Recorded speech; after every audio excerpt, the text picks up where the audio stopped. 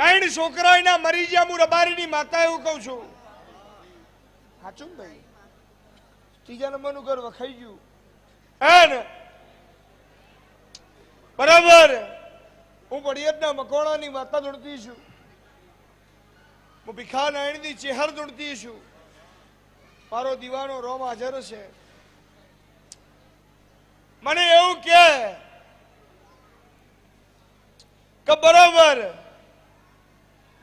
એ ગામનો ચોતરો બે રસ્તા પડે, જમણો મારા તારા ઘેર જાય, હું રબારીની ચેહર એવું કહું છું. એક લાઈનમાં બરોબર હાથ ઘર હાચો ભાઈ, હું નાયણ મેહોણની માતા એવું કહું છું. પેલો બે ઘર છોડી દેવાનો, પછી તારો કુટુંબનો ઘર ચાલુ થઈ.